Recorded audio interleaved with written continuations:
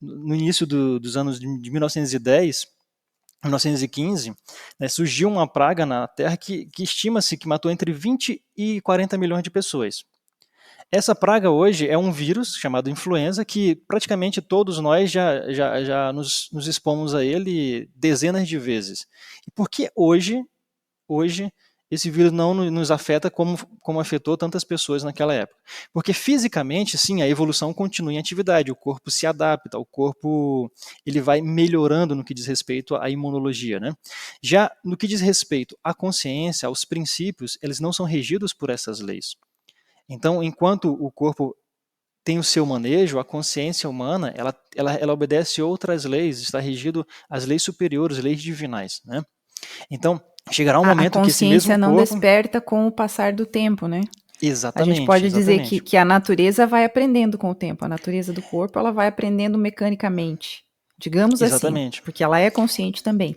Mas a consciência humana é só através desse despertar Exatamente, é um profundo, que é algo trabalho voluntário. ativo do indivíduo em busca disso, né? Então, a evolução e a Sim. evolução estão presas a uma linha temporal. O que os gregos lá chamavam de Cronos, aquele deus destruidor, porque tudo nesse mundo está submetido a ele.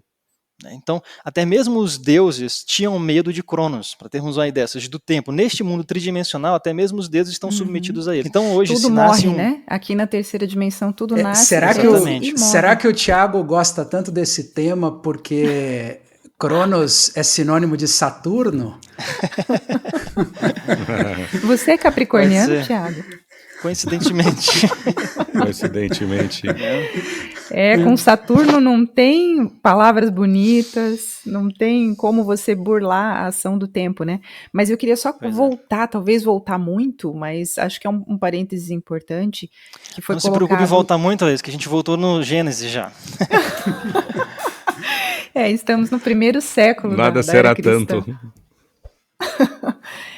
Eu queria colocar algo em relação ao que foi dito sobre o Cristo como sendo uma força universal, divina, que não tem relação necessariamente com uma pessoa, mas que se expressa através daquelas pessoas que fizeram um trabalho espiritual de autorrealização, ou que chegaram a um nível alto espiritual. Essas pessoas encarnaram a força Cristo, que foram os grandes mestres da humanidade. Porém, na gnose, Samael faz questão de enfatizar que o Mestre Jesus é o mestre mais elevado dentre eles.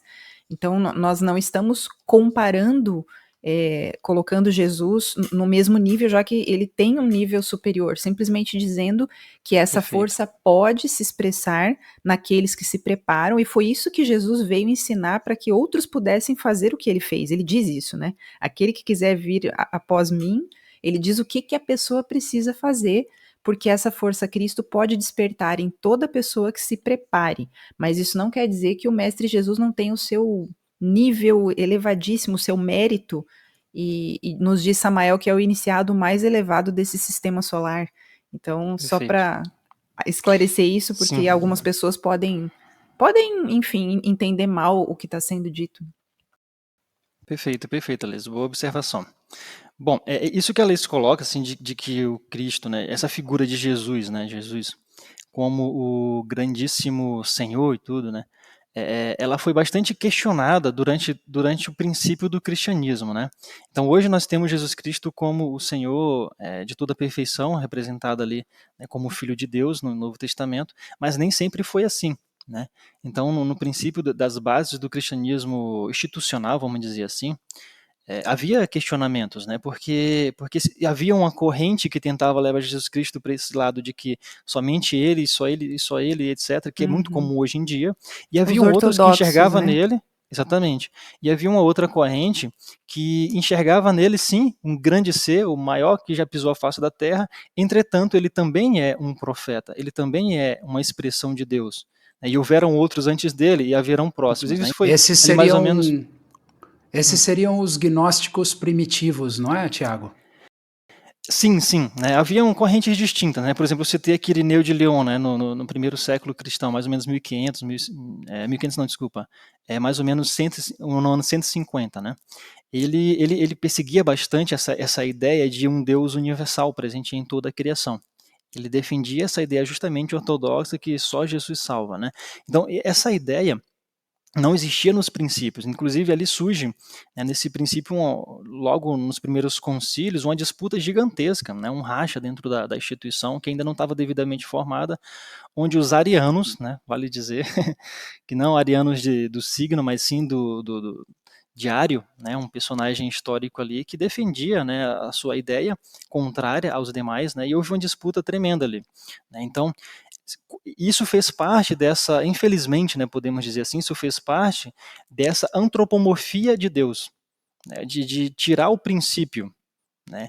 Então, quando se deu a personificação em um indivíduo, né, que Deus é um indivíduo, e especificamente aquele indivíduo, se começou a se perder esses princípios, semelhante ao que Siddhartha dizia: por 500 anos durará o meu Dharma. Ou seja, com o passar do tempo, esses princípios vão se perdendo, e isso vai se perdendo. E as pessoas tirando, já não né? estão mais despertando isso dentro de si, né? Já não estão mais vivendo aquilo ou praticando aquilo, e estão venerando uma pessoa, que é Exatamente. o culto a Jesus, né? Na verdade, Era foi um isso- mestre, claro, ele existiu fisicamente, mas o culto deve ser dirigido a essa força que se expressa nele, que é uma força que pode se expressar dentro de toda pessoa que se prepare.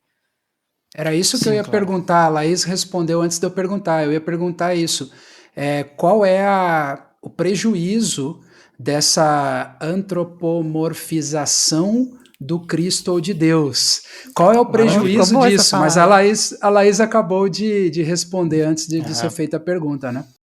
Bruno, eu separei aqui um texto sobre isso, que eu vou fazer a leitura, é um pequeno texto, tá? Que diz Tá, assim, vai ó, lá. infelizmente, na augusta Roma dos Césares, e até na Grécia do passado, houve um processo de degeneração religiosa. Quando se abusou do culto aos deuses, surgiu por reação o monoteísmo. Observem, ó, em um extremo está o politeísmo degenerado, onde se perdeu os princípios, e como reação a isso surge o monoteísmo, ou seja, é uma reação, né? Certo? Surgiu então o monoteísmo com um Deus antropomorfo. Mais tarde, esse monoteísmo com Deus antropomorfo produziu por reação o materialismo atual. De maneira que o abuso do politeísmo traz por fim o antropomorfismo monoteísta, a crença em um Deus antropomórfico. Por sua vez, o monoteísmo dá origem ao teísmo materialista. Estas são as fases religiosas pelas quais passam os povos. Francamente, e em nome da verdade, considero que chegou o momento de se eliminar esse antropomorfismo monoteísta, a qual deu origem a tão más consequências. O ateísmo materialista não existiria hoje se os clérigos religiosos não tivessem abusado do culto monoteísta. Uhum. Impressionante, E hein? se a gente analisa o termo filho do homem, né, tá justamente dizendo que nasce do ser humano, que Deus, Exatamente. essa divindade nasce do ser humano, que para muitos religiosos é uma heresia. Como assim filho do homem? Mas o homem não é inferior ou pecador? Sim, ele é inferior à divindade, mas dele pode nascer o Deus interno, pode nascer o filho do Exatamente. homem, o que mostra que todo ser humano pode fazer o trabalho que esses grandes mestres fizeram. E isso Sim. é libertador, né?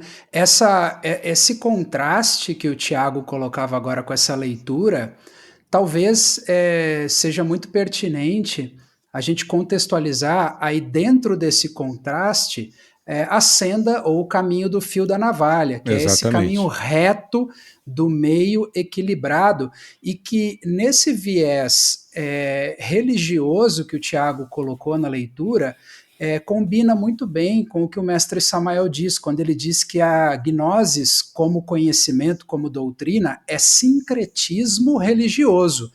Olha o significado da palavra sincretismo: fusão de diferentes cultos ou doutrinas religiosas com reinterpretação de seus elementos, síntese equilibrada de elementos díspares, originários de diferentes visões do mundo ou de doutrinas filosóficas distintas.